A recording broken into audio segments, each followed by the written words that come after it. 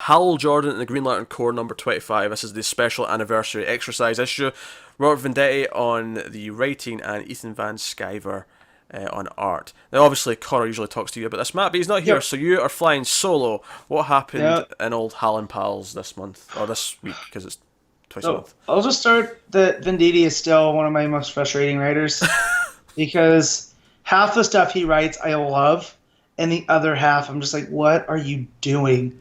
So this picks up on last issue where Tomar 2 has, they know what he's done by killing Romatru, the the evil Sinestro Corps child killer, and they have him and Hal surrounded, and Hal holds them at bay, the Sinestro Corps members, until Arkillo can come in and kind of bail him out, and he kind of gets on the Sinestro people, are like, look, you were warned.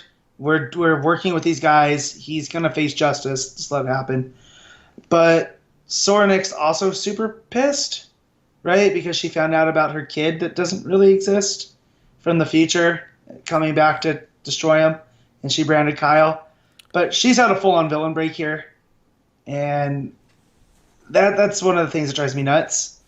Is I haven't been reading this from the beginning, right? We all know that Connor's praise led me back in, Yeah. but man, Sorenik here, I just feels miswritten and Do you feel like characterized. do you feel it's forced for just because he wants to tell Yeah, this plot, so he's just going to force it so he can do it?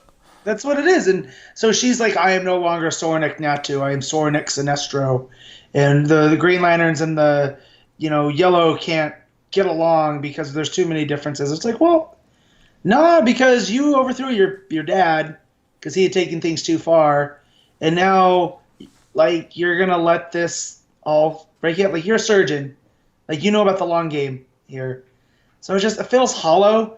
And there's a splash page where she's just kind of like, I know the truth. I know what Sinestro is planning because I am now Sorenek Sinestro, and it's super melodramatic. And they start chanting Sinestro's name, and they all pledge loyalty except for a group that are just like, no, we believe in this dream. We learned from the Green Lantern Corps, and it's Space Ape, which that's a plus for me because I like that he gets I to like stay in the that. book now. I like the idea that there's a group of them that say no, we actually like this alliance, and we're like, yeah, that's Yeah. interesting to me. That's cool. And so they take John's side, and so John's like, well, if there's anyone else, and so Guy and Arkillo have a last minute, like a final moment together as buds, and he's like, look, if we have to fight, we'll fight. And Arkillo's like, no, we made an oath to each other, and so we're cool, but I have to follow Sinestro's word because like that's my thing. So they leave, and you can kind of see that they'll hang out on the weekends because it's not necessarily that that the Yellows are gonna go back to being like straight up terrorists. It's they're gonna do things their own way. So it's almost like I'm trying to think of because they're not exactly a police force. They're almost kind of like a mercenary group.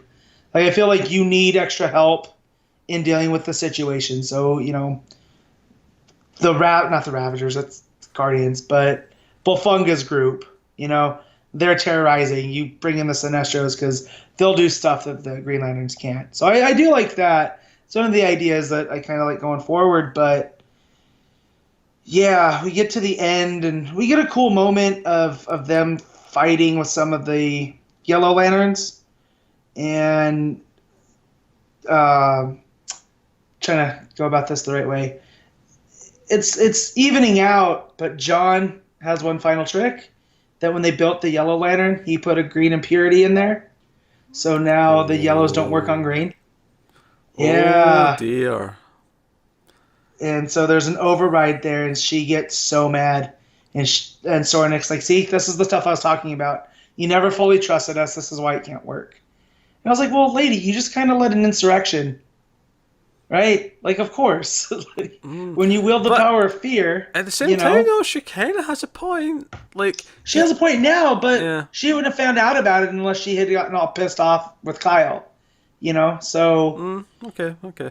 I think she kind of she has a point there. Like, she does, but again, you forced John's hand, so he was like, well, yeah, I didn't tell you this, but there's a green impurity, so good luck trying to destroy us going forward. But So it kind of forces them into an uneasy truce because they, if I feel like if they can overcome like the greens can overcome fear, it'll work on yellow.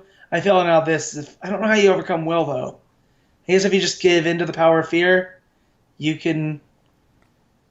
Again, it's Venditti's half-baked idea, but we get to the very end and we see Quard, the old antimatter universe, and yeah, I'm glad you specified what that was there because I wasn't going to. You don't remember Quard? That's where Sinestro got his original yellow ring from. They had built it for him. Oh, right. It's in the, okay, yeah. Yeah. And Right, okay. What's her name? Lyssa Drac, the prophetess of the book of Sinestro, is there cradling a burned up Sinestro who's not actually dead. Remembering all the names that pop up in Green Lantern's quite a chore at times, isn't it? It is, but see again, it was one of my big fandoms, so I remember certain ones, like her. She had a cool look to her. She's also Shadow Lass. They come from the same planet. Shadow Lass is a Legion character, so it's easy. Again, easy for me to remember. But yeah, so Sinestro's not actually dead. Surprise, surprise. Or she's going to bring him back somehow, because his ring still works, it looks like. And we get a tease for the New Gods next. But yeah, so we have some new members of the Green Lantern Corps in the Sinestro members, and then we finally get to that other Zudarian that we had saw in the first issue I came back, where she was telling the story to her grandkids about her time as a Green Lantern. His ring, his final moment as a Green Lantern, he gets to direct the ring to Zudar, and then he goes to serve his sentence in a science cell for killing the other one. Are the new Green Lantern members from Sinestro Corps, did they change colours? Do they have some sort of different...